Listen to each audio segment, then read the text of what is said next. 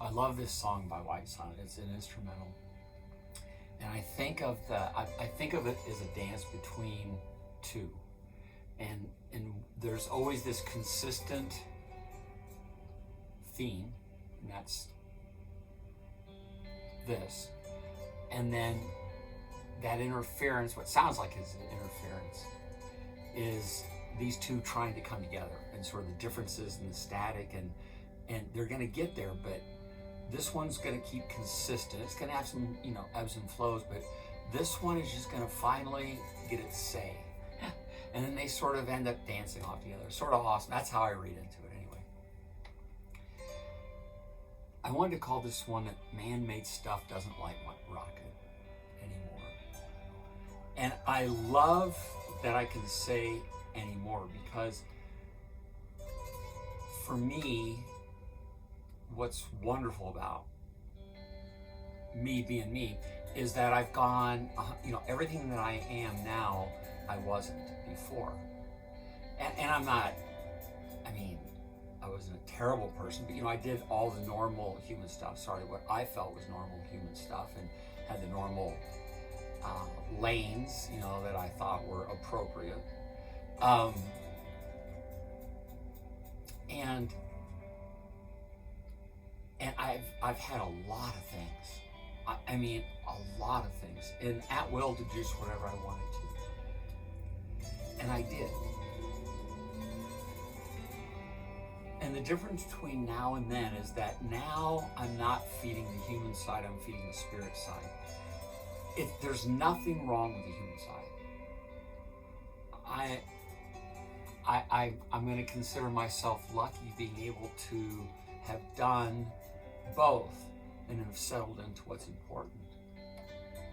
But I'm not. I would never dismiss the human opportunities.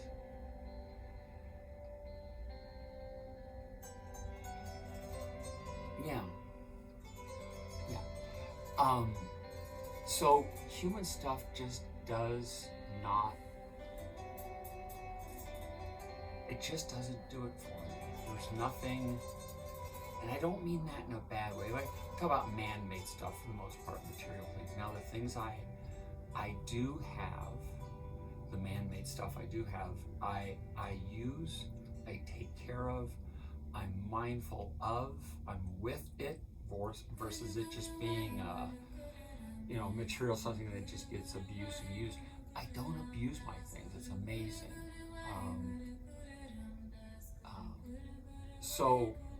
So there's nothing wrong with. We need certain things here. I guess we can get by without them. It's more comfortable to have the things that we have, without a doubt. So having those things at my disposal, and having those in my presence, and the exact fit that they need to be, is just awesome.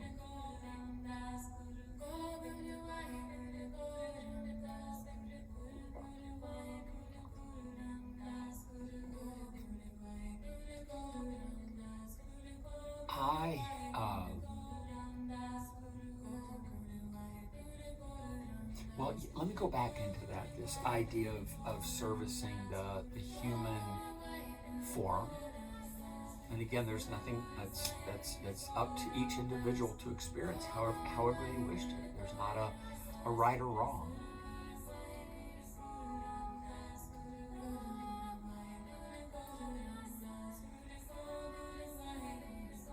I think it's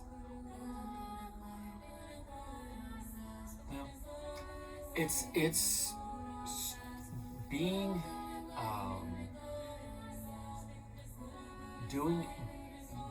being and doing the things I do. There we go. That's the best way to describe it. Being who I am and doing the things that I do, for me now, are in alignment with my higher self. Now, I disappoint myself all the time. But it doesn't mean that I'm not in connection and correcting and catching. And so it's as I've talked about it, it's almost a top and bottom of every breath, as my friend Jenny says. And until it becomes your core, it is. It's wanting truth, or wanting to grow, or wanting to be your higher self, is a never-ending process. And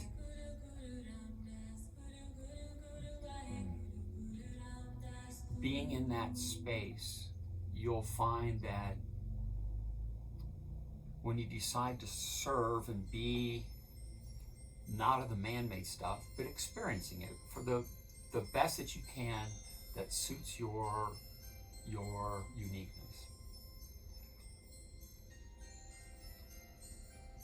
But if you're in service to your, I shouldn't say but, however, being in service to your higher self, make sure that you're doing the things that are in alignment with what your plan is. That's what the goal is. The goal truly isn't to be in alignment with your plan, not a man-made plan.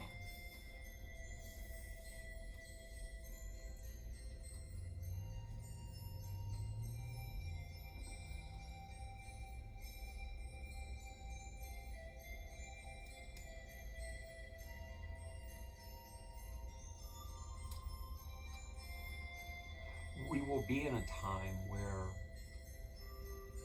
this idea of money doesn't exist, this idea of even barter doesn't exist.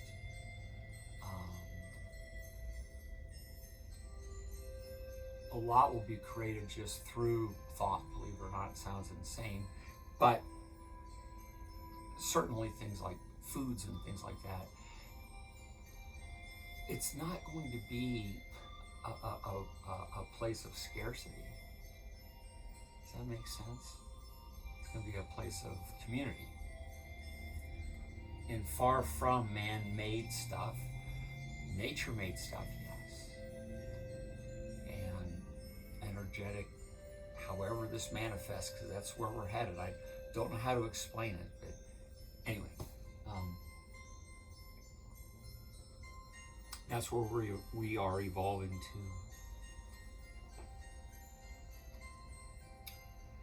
And so the idea of man-made stuff, but it doesn't matter. We're here and now, and could be here for a very long time. So these are only things. When I speak of where we're headed, doesn't mean it's tomorrow.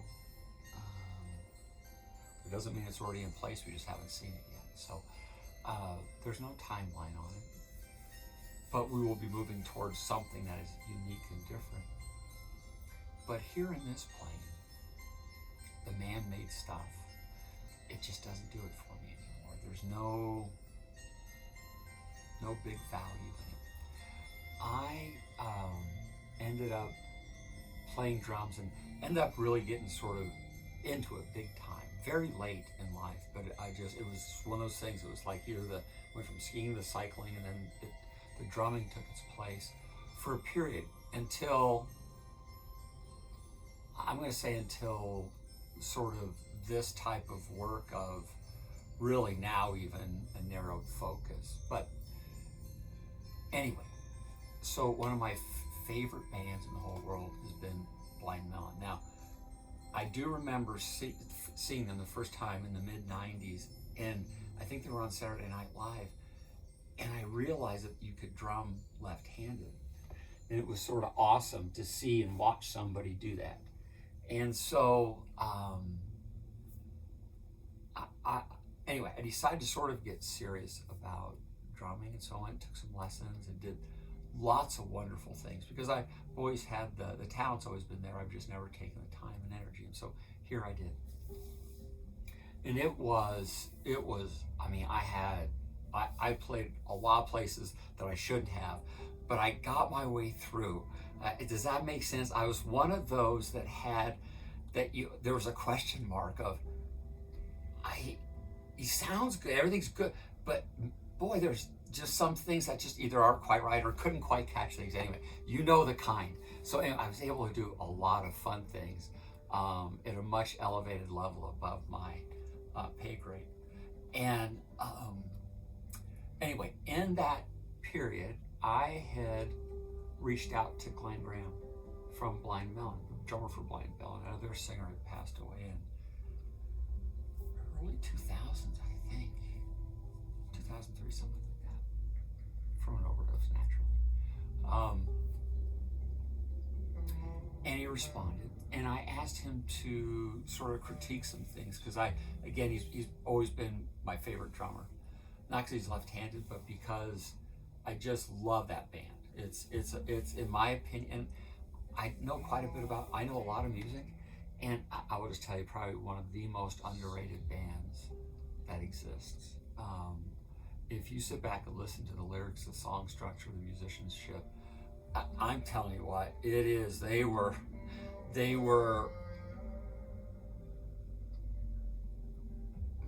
in my opinion, a very, very, very, very, very complete band. But the song, the lyrics are something I think everybody could learn to listen to because they're wonderful lyrics. They're not pop lyrics. They're wonderful lyrics, and they're much more known for than No Rain. Anyway, I went to a few shows to go see the band out of town, and they came to Denver, and I'm thinking it was like 2019. I think it was before all the COVID crap. Anyway, I reached out to him and I went to California. He let me come up and videotape me behind the kit, which is awesome. I think that's I think I have that on the site, or I will have it because that's Glenn anyway. But he came to Denver and they played in Vail and in Denver. I went and saw them both and sat down and we spent time together up in Vail, and he's just a really super guy. Now that was in 2019 when they were here, and in 2020 they were supposed to come play Red Rocks, and I was really excited for that because I was sort of on this learning curve that, I mean, every week I was improving. It just tells you how far, how much time had sort of been wasted to never really pay attention to, and then all of a sudden, so it's almost like being able to ride a bike. You can almost pick up a bike anytime and go ride it. I mean, it just that's, and though you have those things. I don't know if it's a skateboard or I don't know what it is, curling her hair. There's something that just feels absolutely just natural. No matter how long you're away from it, you just feel like you could just jump right into it. And so yeah, anyway, so there was a lot to catch up on and learn and grow from. And so the learning curve was really steep. And so I was excited to see Glenn again. And then that got canceled because of COVID. And then just this year, on solstice, the week of solstice. So they were in Greeley, they were in Denver, they were in Cheyenne, in Denver, at Red Rocks, in Vail. And I had reached out to Glenn. I'm going to say once I got that, I reached out to Glenn and just said, hey, really looking forward to it, but nothing. And he just said, hey, we're looking forward to the shows. Yeah, thanks. And that was it. I didn't ask to go, sit down or offer to do anything because he's here for a while. So, and anyway, Solstice was coming, and I was intrigued that I hadn't bought tickets. Just really intrigued about that. Anyway, they played Red Rocks on Solstice on the 21st. I didn't go to any of the shows. And now you may say, well, that's pretty drastic. Yeah, that's pretty drastic.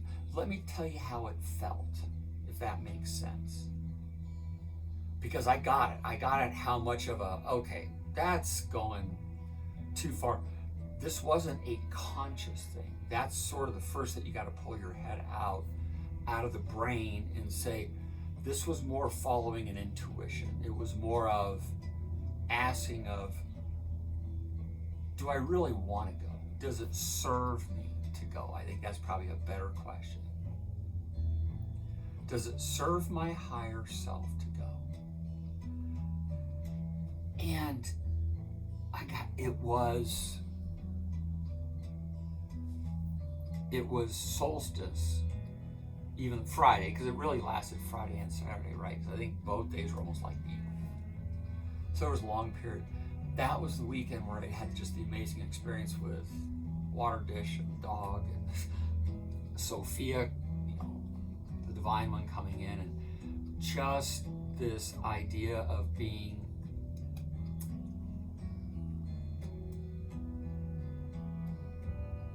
seamlessly fitting into my nature.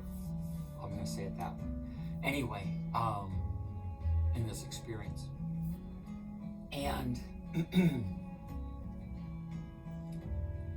that weekend was magical. And it was more important than seeing Blind Melon. So it wasn't me choosing, it wasn't anybody saying, boy, if you do this, that. You have to also understand, I'm probably, and I'm not kidding you, I'm probably about 2 Red Rocks, probably 10 minutes or so. And I know exactly where to park and how to get in and get out. So I'm real easy there. I would get there just a bit before Blind Melon came on. I park all the way to the end. It's a great walk for me, I love it. So I walk all the way in. And then I go whenever I want to go, and I'm always at the tail end getting out. So I'm never behind a car, I'm just walking, which is much preferred, and there's a trail. So anyway, so this is a very simple, very, very, very, out of anybody, yes, there's people who live closer and can walk there in Morrison. So, but, for me, it's a very simple thing. Going alone, not a problem, don't care at all. It doesn't make, I'm either 1 or 9 billion, makes no difference. So I get along, I'm fine. So that had nothing to do with it. It was the fact that it wasn't important.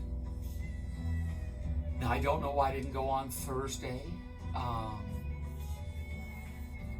It could be, and quite honestly, it could be all this that hit me from Sophia and things leading up to solstice, that I could have just said, listen, I'd rather spend some more time, learning or growing or experiencing or doing, or getting ready ahead of something. Don't know what it was, but it was mindful. So I didn't make the effort at all.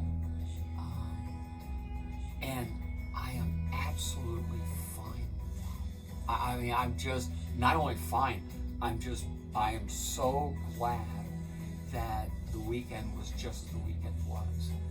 I'm also glad that it's yet another quote unquote thing in the material that sort of, it still will always have importance. I'll always, cherish and have that time, and I'll still always drum and have fun doing that and filling in once in a while, but it has no driver in my beingness at all, other than it's a way for God and I to drop into a human thing and say, well, that was sort of a kick in the pants. Now we gotta get back to work.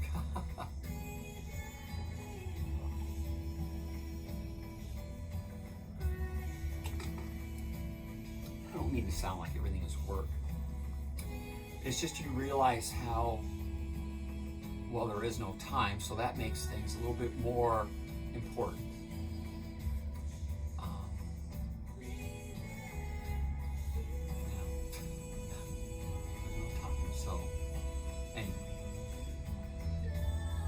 So that's my story. The man-made stuff just doesn't light my rocket. It is what it is. It's a change.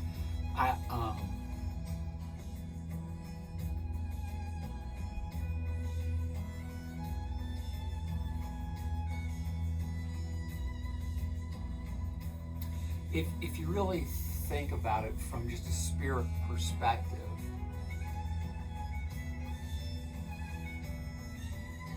it sort of makes sense why you would be so at ease with having just the things that you need, and not I'm not talking about, like, foods or medicines and things. I mean, I've got, time is, weeks, a few weeks worth of everything. It's not like it's from hand to mouth, but I'm talking about the investment things that you go to the store, not the grocery store, for, but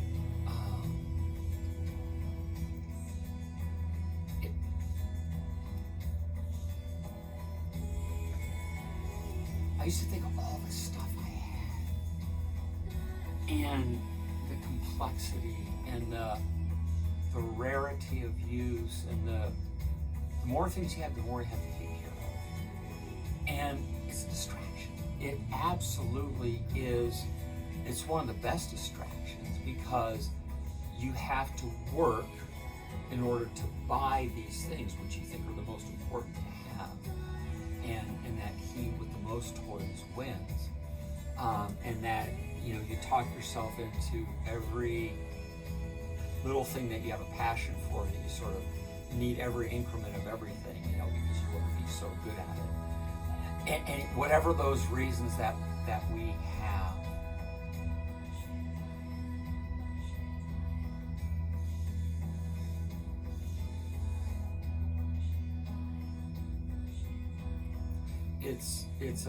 it's very at peace to tell the difference between a need and a want. I guess that's maybe the best way to describe it. Maybe that does describe sort of. Actually, that fits really well. I have exactly what I need, and that just happens to be what I want. Does that make sense? It's because that's how I wish to live. Now, need versus want. Your want can grow and does grow, and is in this place that's one of the things you're supposed to do, is grow that want, so you work that much harder. So you can worry about planning for retirement, which you may or may never ever get to, which we may never ever get to, right? So it's just, everything's about planning, everything's about wanting, it's about keeping you focused in the here and now, not as a human, not as a spirit at all. It's looking at this reality like this. That's how they have you, most of us, focused with this idea of the wants, and no relation to needs. Everything's just a want, and that everything is, you have to have these certain goals by this certain time. All these plans and things, and it keeps you in anxiety. I know people with millions of dollars that are just like panicked. Now, I'm just fine, but I don't have it in that stuff. So yeah, but that's all they can see, is just a plan. They have to have a plan. They have to live by these plans. And in the meantime, they're just holding their breath through life. Now, I'm saying I've done it, so I understand exactly what that means. I understand that. But that's because you're so close to the ground, you're not getting any oxygen. That's the way to think about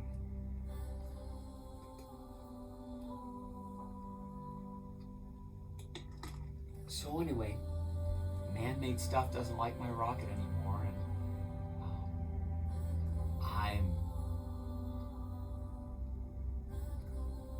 I'm awesome with it. It's perfect. So it suits me.